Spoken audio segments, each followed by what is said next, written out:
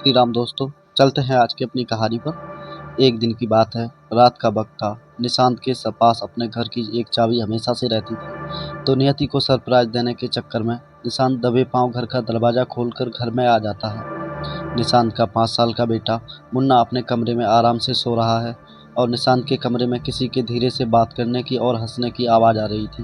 निशांत को बड़ा ताज्जुब हुआ। वह अपनी पत्नी नियति और अपने बेटे मुन्ने को सरप्राइज देना चाहता था, इसलिए बिना नियति को बताए निशांत अचानक से दिल्ली से घर आ जाता है और उसी दिन भावेश और नियति का प्यार भी पहली बार सारी सीमाएं तोड़ने जा रहा था।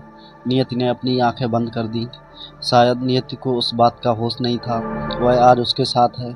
वह उसका पति निशांत नहीं था, बल्कि उसका करीबी दोस्त भावेश था। बारिश का मौसम था, ठंडी हवाएं चल रही थीं, साथ साथ बारिश की बूंदें खिड़की के पर्दे को भी भिगाती हुई खिड़की के पास खड़ी नियति और भावेश दोनों के बदन और मन को भी भिगा रहे थे। नियति और भावेश के होंठों से होंठ टकराने ही वाले थे। दोनों के दिल की धड़कन तेज होने लगी। भावेश ने नियति की पतली कमर को अपने दोनों हाथों से पकड़ के रखा था। नियति ने भी भावेश को अपनी बाहों में कस के पकड़ के रखा था, जैसे कि आज सच में कोई अनहोनी होने वाली थी। दोनों को लग रहा था कि जैसे ये वक्त, ये लम्हा बस यहीं थम जाए और हम दोनों एक दूसरे में समा जाएं। वह दोनों एक दूसरे में ऐसे लीन हो गए थे कि उस पल नियति और भावेश दोनों को एक दूसरे के अलावा और कुछ दिखाई नहीं दे रहा था। दोनों को जैसे होश ही नहीं था, दोनों कहाँ हैं और क्या कर रहे हैं। ये दोनों को खुद को पता नहीं था कि ये सब क्या हो रहा है और कैसे। उस व्यक्ति नियति के कमरे का दरवाज़ा आधा खुला हुआ था, इसलिए निशांत कमरे के अंदर का दृश्य देखकर हैरान हो जाता है। नियति और भावेश आधी रात को उसी के ही घर में, उसी के कमरे में। नियति ने निशांत को ये बताया था कि योगा क्लास में उसका एक दोस्त भी है, मगर उस दोस्त के साथ दोस्ती इतनी गहरी होती है, ये तो निशांत को पता ही नहीं था। निशांत कुछ समझ पाए उससे पहले ही भावेश को लगा कि कमरे के बाहर कोई तो है। भावेश ने फट से नियति को इशारा किया कि बाहर कोई तो है और नियति को धक्का देते हुए अपनी शर्ट का बटन बंद करने लगा, जो नियति के खींचने पर गलती से खुल गया था। नियति ने भी जल्दी से अपना नाइट का गाउन ठीक किया और बिखरे हुए बाल भी ठीक किए। तब तक निशांत सीढ़ियों से नीचे उतरकर अपनी पानी की बोतल से पानी पीने लगा। तब तक भावेश और नियति भी साथ में ही घर में कौन आया है ये चेक करने के लिए सीढ़ियों से नीचे उतरते हैं। सामने निशांत को देखकर पहले तो दोनों के होश ही उड़ जाते हैं। कुछ देर बाद बात को संभालते हुए भावेश ने सामने से निशांत की ओर हाथ बढ़ाते हुए कहा कि मेरा नाम भावेश, शायद हम पहली बार मिले हैं। मैं नियति का दोस्त हूँ। उसने आपको ये बताया ही होगा, मुन्ने की तबीयत कुछ ठीक नहीं थी, इसलिए उसे अस्पताल लेकर गए थे। नियति को अकेले में डर लग रहा था, इसलिए हम कुछ देर बात करने लगे थे। नियति ने भी जरा डरते हुए बात को संभालते हुए निशांत से कहा कि आप यहाँ अचानक कैसे, आपने तो आने की खबर क्यों नहीं दी। निशांत एक पल के लिए तो नियति और भावेश दोनों का सामना नहीं कर सका, इसलिए निशांत दीवार की ओर मुँह करके बोला कि आने की खबर देता तो मुझे आज यहाँ जो मेरी गैर मौजूदगी में हो रहा है उसके बारे में कैसे पता चलता। नियति ने कहा, आप ये सब क्या कह रहे हो, मैं और भावेश सिर्फ दोस्त ही हैं और मैंने आपसे ये बात भी बताई थी। निशांत ने कहा, हाँ बताया तो था, मगर ये नहीं बताया था कि आधी रात को भी तुम दोनों साथ रहते हो, वह भी मेरे घर में और मेरे ही कमरे में। नियति निशांत की ये बात सुनकर एक पल के लिए तो डर गई और निशांत को समझाते हुए कहा, आप जैसा सोच रहे हो वैसा कुछ भी नहीं है। आज सच में मुन्ना बहुत बीमार था, हम दोनों उसे अस्पताल लेकर गए थे और घर आकर दवाई और खाना खिलाकर जैसे तैसे उसको सुलाया। आपकी गैर मौजूदगी में भावेश ने हमारी बहुत मदद की। हम दोनों सिर्फ अच्छे दोस्त हैं और बात करते हैं। आप तो काम के बहाने से दिल्ली जाकर बस गए, मगर हमारा क्या, मुन्ने को भी पूरा दिन मैं ही संभालती हूँ। उसके सवाल अब मुझे परेशान करने लगे हैं, पापा कब आएंगे कब आएंगे। निशांत की नज़र जब भावेश के चेहरे पर आकर रुक गई, भावेश ने भी हिम्मत करके कह दिया कि आज तक हमने ऐसा कोई गलत काम नहीं किया जिससे आपको या नियति के नाम पर कोई दाग लगे। निशांत ने कहा, अच्छा, मेरी गैर मौजूदगी में तुम दोनों ने मेरे घर में और मेरे ही कमरे में ना जाने कितनी रातें साथ में बिताई होंगी। नियति, मुझे तुमसे यह उम्मीद नहीं थी। मैं तुमसे बहुत प्यार करता हूँ, या करता था। आज ये सब देखने के बाद नियति ने निशांत को समझाते हुए कहा, निशांत, आप बिल्कुल गलत समझ रहे हो। भावेश आज पहली बार हमारे घर आया है, उससे जो भी कहा वह सब सच है।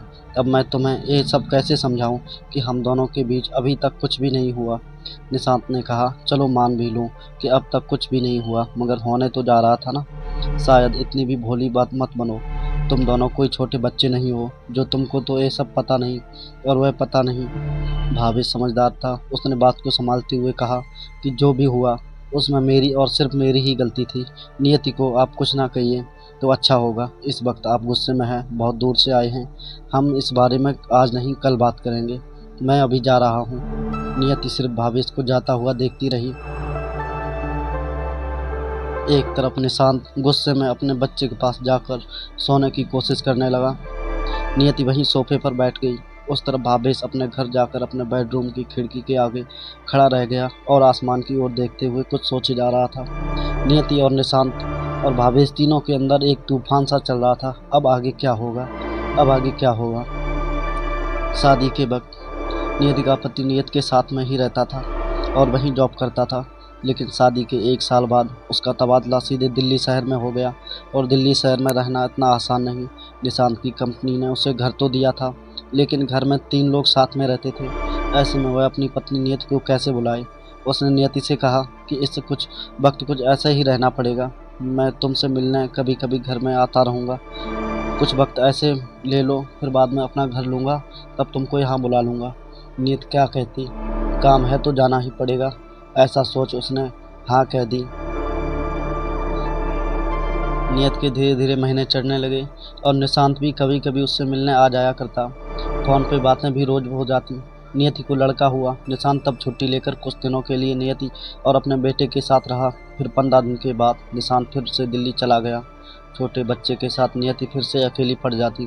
वक्त बीतता गया। नियति का लड़का 3 साल का हो गया। अब वह स्कूल जाने लगा, तो अब नियति घर में काम निपटा के योगा क्लास जाना शुरू कर दिया।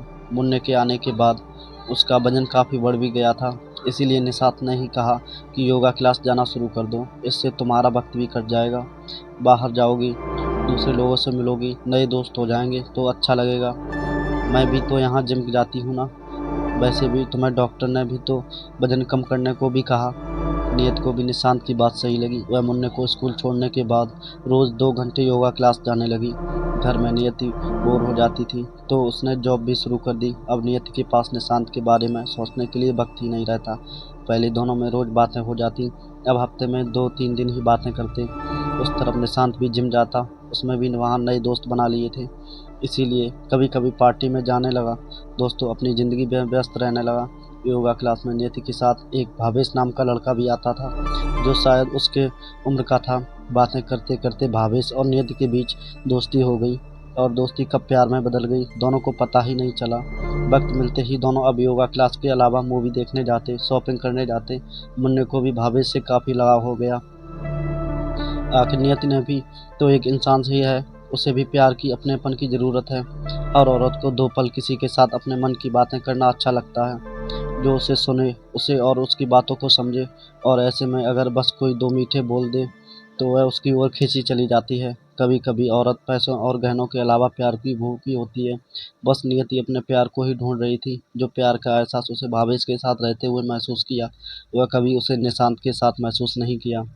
निशांत तो वह प्यार तो करती थी, मगर वह उसके पास उसके साथ तो था नहीं। भावेश के साथ रहते हुए नियति अपने सपनों की दुनिया में चली जाती। उसे ऐसा लगता कि उसका अपना सपना सच हो रहा है। भावेश के साथ बातें करके नियति को बड़ा अच्छा लगता। उसके मन का बोझ जैसे उतर जाता। वह जानती थी कि आखिर वह जो महसूस कर रही है वह गलत है, मगर दिल तो आखिर दिल ही है। कब कहाँ किस पे आ जाए कुछ भी नहीं कह सकते। अब आगे निशांत नियति को इस बार खुशखबरी देने आया था कि अब उसे दिल्ली अपने खुद का घर ले लिया है और अब वह सब साथ में रहेंगे, निशांत, नियति और अपने मुन्ने के साथ। अब मगर अब यहाँ के हालात कुछ और ही थे। जो उसने देखा था उसे आश्चर्य नहीं हो रहा था बहुत। निशांत ने आगे थोड़ी देर तक ऐसे ही उसे लगा, तो निशांत अब बारी निशांत की आती है। क्या वो अपनी बीवी को इस रिश्ते को स्वीकार कर पाएगा? क्या निशांत और नियति और भावेश के रिश्ते को समझ सकेगा? अब निशांत नियति को अपने साथ दिल्ली ले जाएगा। उन दोनों को अब क्या करना चाहिए? अगला भाग देखने के लिए चैनल को सब्सक्राइब करें और कमेंट में बताएं ये कहानी आपको कैसी लगी। और अगला भाग जल्द ही आ जाएगा दोस्तों। जय श्री राम।